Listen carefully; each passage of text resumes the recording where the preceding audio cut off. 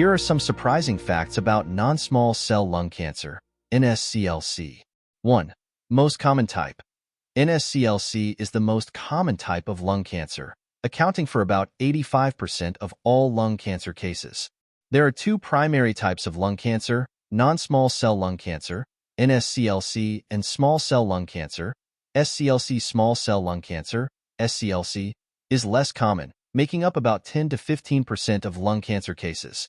SCLC tends to grow and spread more quickly than NSCLC. You can tell them apart by looking at the size of the cells. Non-small cell lung cancer describes exactly what the disease looks like under a microscope. 2. Multiple forms. As for NSCLC, there are three main types. The first is adenocarcinoma, and the majority of NSCLC cases fall into this category. This type comprises about 50% of NSCLC cases and affects both smokers and non-smokers, often due to a genetic or abnormality. Squamous cell carcinoma is the second most common type, accounting for about a third of NSCLC diagnoses and most closely associated with smoking. Large cell carcinoma tends to grow and spread quickly, per the ACS, and is also the rarest form of NSCLC. 3.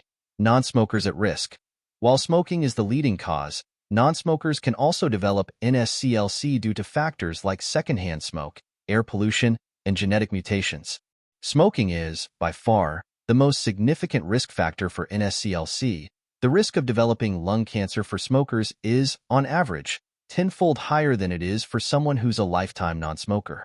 Smoking also drives up your odds of dying from lung cancer, per the U.S. Centers for Disease Control and Prevention, CDC, which connects smoking with 80% to 90% of LC deaths. Risk factors for non-smokers include secondhand smoke. Environmental factors such as inhaling air pollutants, occupational exposure to chemicals, including asbestos and arsenic, and radiation exposure are risks for both groups. 4. Symptoms can be subtle.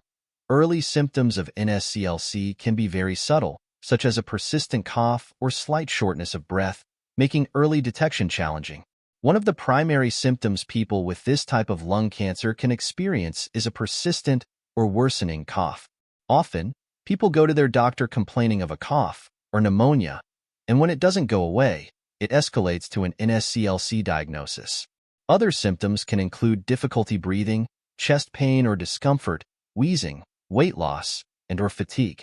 The position of the tumor can also cause numbness or tingling from pressing on nerves, along with hoarseness and/or facial swelling. 5. Targeted therapies. Advances in genetic testing have led to targeted therapies that can be more effective and have fewer side effects compared to traditional treatments. 6. Survival rates. The 5-year relative survival rate for localized NSCLC is about 65%, but this drops significantly if the cancer has spread to other parts of the body. 7.